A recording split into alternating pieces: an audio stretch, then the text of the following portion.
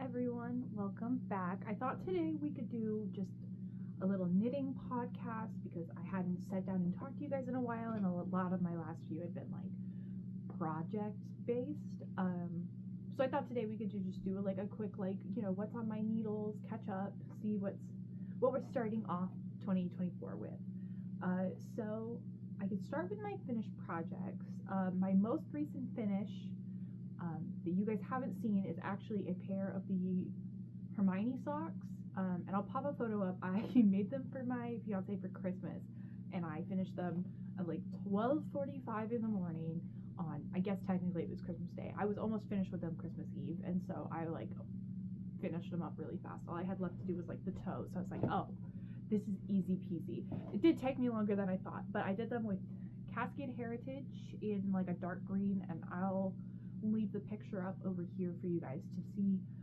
And I thought they were pretty well. I did change the heel, so that pattern is written with a heel flap and gusset, and I did the fish lips heel because that was at the time, well, still is, the only heel I had done. So I was like, oh, I'll just do that again because I kind of liked it and I thought it was easy, and I didn't want to have to try and figure out a heel flap and gusset by myself.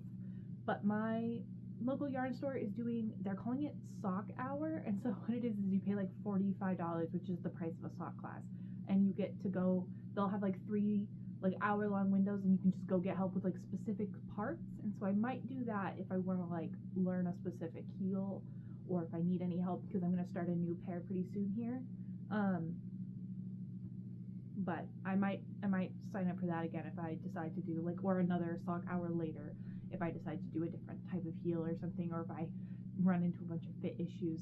I did have to change that pattern because that one is only written, I believe, for one size, and I was worried it would be too small, so I cast on 72 stitches instead of like 60 something, and it works okay. I do have he has some minor complaints where the heel flap, or the heel like puckers a bit, and that might just be because I didn't wash them before I gave them to him, so maybe it'll like loosen up with wear. But I also don't have the proper sock blocking things, so most of my socks, I've only knit one other pair, so I won't say most, and all of my socks will be just laid flat to dry. So we'll have to see how that plays into it, and I might try another heel for him a little later if I decide when I feel ready to knit some more socks. And I liked knitting it's fingering weight, so that one was fingering weight yarn, and I thought it was fun. It felt like it took forever compared to the DK socks, obviously because they're two different sizes. So I liked them. I think they're good if I want a nice long-term project, but I don't know how many more I'll be knitting that are fingering weight only if I have a say, because I liked knitting the sock. I liked how fast it was, but I kind of wish it had been ever so slightly faster. Ever so slightly would have been great. My second finished project is a sweater. This one was, if you watched my last video, you'll know this sweater. It was my fiance's Christmas sweater. I finished it before Christmas. The problem is I wrote this pattern myself, and I based it off of the book that I showed in that video, which is the 6,000 plus pullover sweaters, and it was going really good, except I didn't take into account how the stitch pattern we picked for the body and the sleeves, which is this very nice check for the sleeves and this twisted little mini cable for the body. I didn't take into account how that would affect the size of the finished garment, it would shrink it a little, and I thought I knit it big enough to fit him, but I didn't. I accidentally knit it a little bit too small. So it fits me perfectly. Fits me great. The sleeves are a little tight, but that could be a mix of the stitches, because they're all twisted stitches. The regular stockinettes you see, those are twisted. So it might just be the fact that they're twisted stitches, and I knit that a little tighter than I planned, or I didn't put enough increases. It's probably a mix of both. So that was really great. It's really cute. It fits nicely. It's a great sweater, very warm. I made that out of the Barocco vintage, and it's pieced. So I knit it in pieces, which is probably why I didn't realize that I needed more increases when I so in the future I should maybe swatch, because I didn't swatch for that, which is part of the problem. But I've learned my lesson, and I swatch now. But yeah, I might knit him another one. I bought a bunch of Knit Picks Brava, which is an acrylic, because I thought I was going to do the Stephen West knit along, the Hyper knit along with that, because I liked it for like possibly a bridesmaid shawl. But I've changed my yarn choice on that for my wedding knitting. I've changed the yarn that I think I want to go with, and because one of my friends said like acrylic doesn't mix well, it gives her like a rash, and honestly I really don't want to put one of my friends out like that, so we're going to switch it up, and that will lead me into my newest whip on my needles, which is this. It's going to be a shawl. This is, you can't tell now, I ripped it out. It was a skirt. I was trying to make a skirt out of this. This is the bamboo pop. This is bamboo pop in like a sand color. This is just for me to see if I actually like if I can make it and what it'll look like. So this is just a sample. I'm making just like a nice little shawl. It's got some lace. I learned this lace pattern for my own wedding veil that I'll show you guys in a bit, because I have a little bit of an update, I guess.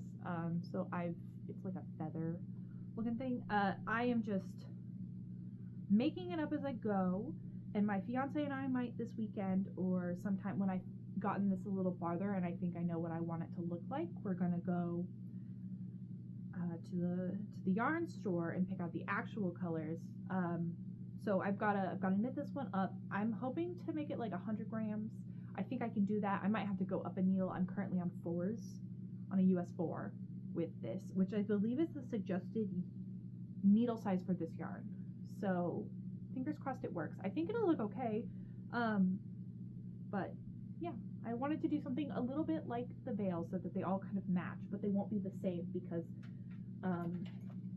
I wanted to have it like a little different. And that is a bamboo cotton blend, and so that one will work for her, which I thought would be awesome, because then I can just knit everyone out of the same yarn, same-ish pattern, maybe switch it up if I feel like it, but I think they're all gonna have the same kind of pattern. And I think if I can knit that fast enough, if I can make it like not a super,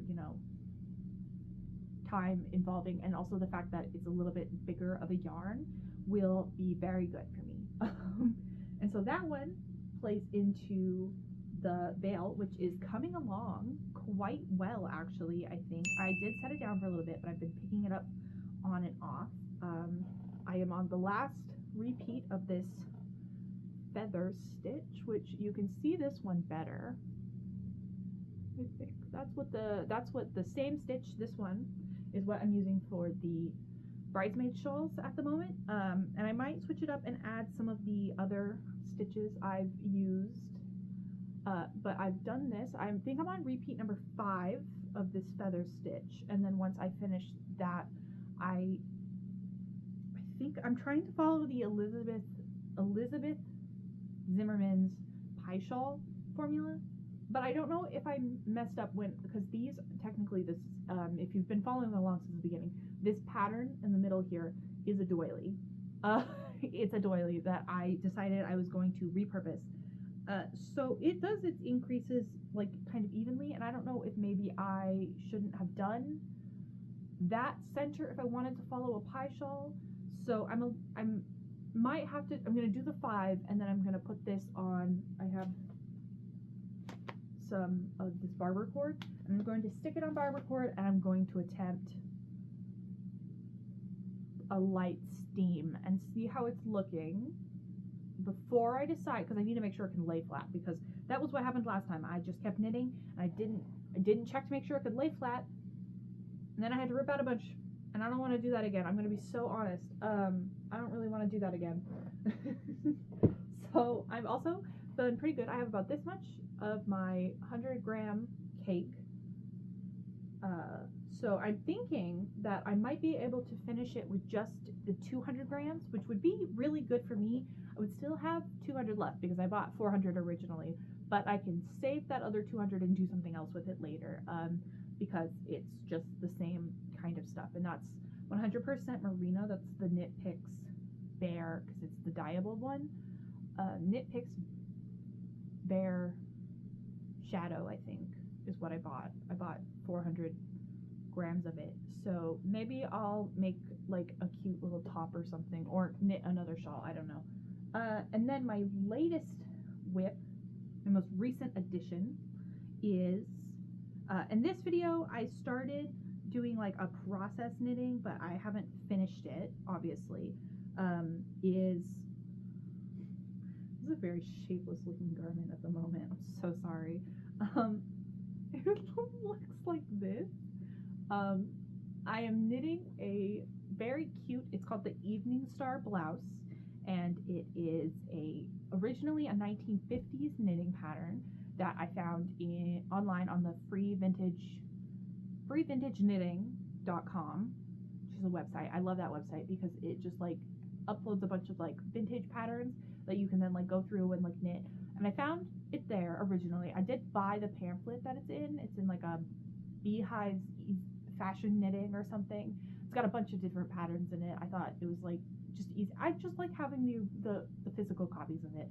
So I bought that on eBay and I've been knitting it. I did switch it. So originally this pattern is written for fingering weight yarn, and I switched it to DK just because the gauge they wanted me to hit like 8 stitches an inch and like 10.5 rows, and that's really tight, bestie, and I would like to have this done within like a reasonable time frame. So I decided, why not switch it up? So now my gauge is like 5 stitches an inch after blocking. After blocking, it's going to be 5 stitches per inch and like 8 rows. And it seems I've been trying to follow the same kind of like math logic they have. So I've been taking their numbers off of the original pattern and trying to figure out what the width is, and then trying to make that like slightly match my width. But I also needed to increase it just a little bit because I need the pattern is only written to like a 36-inch bust, which is like great and all, but I do not have a 36-inch bust, and I needed it just like a tad bit bigger. So I've been not only updating the like gauge so that my numbers match, so that like it makes sense shape wise, but I've also been making it larger, which isn't that big of a deal in the end. It's just a little bit more math for me, but I might be doing my math wrong, so who knows.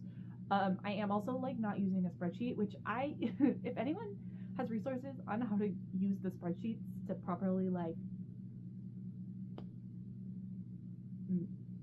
switch patterns, I would appreciate that, because I have been doing so many little calculator tappings on my phone. I've just been opening it up and tapping away.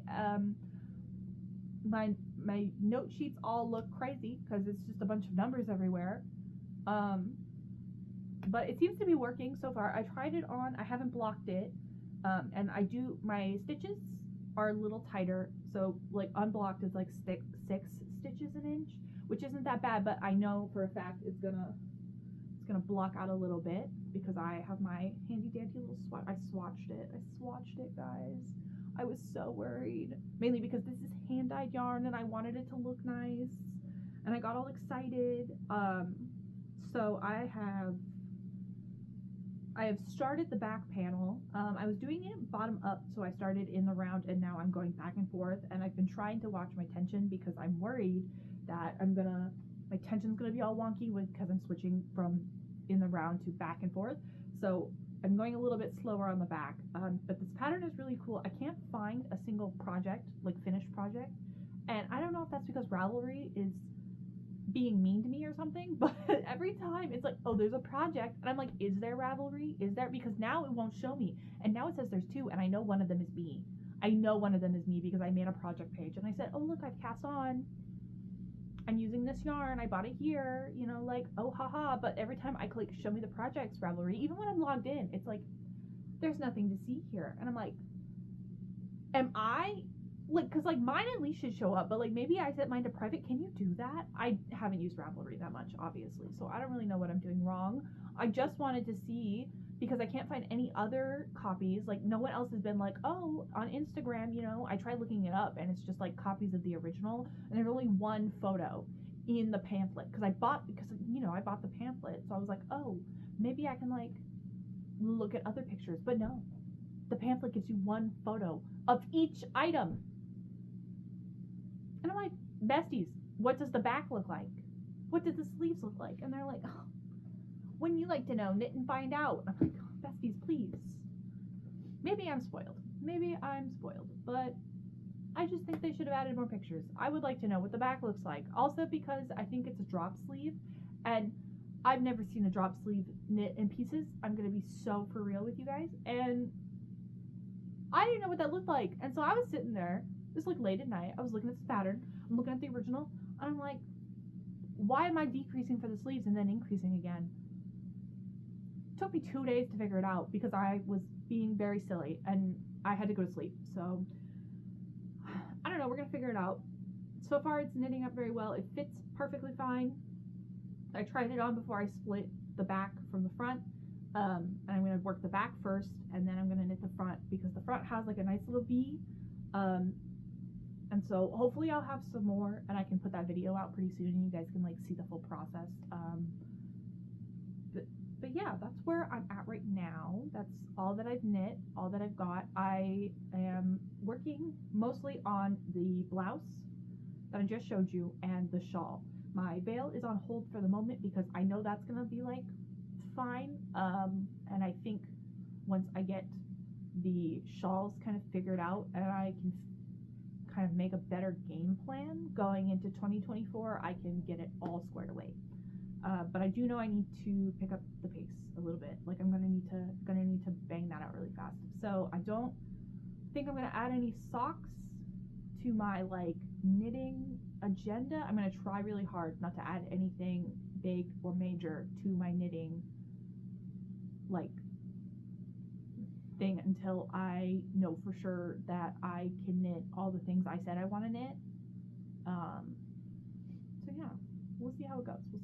But that's all I've got, and that's about everything. So I will see you guys maybe next week. I don't know. We'll see how my knitting goes. We'll see how my knitting goes if you guys get a video next week. But all right, have fun knitting and Happy New Year.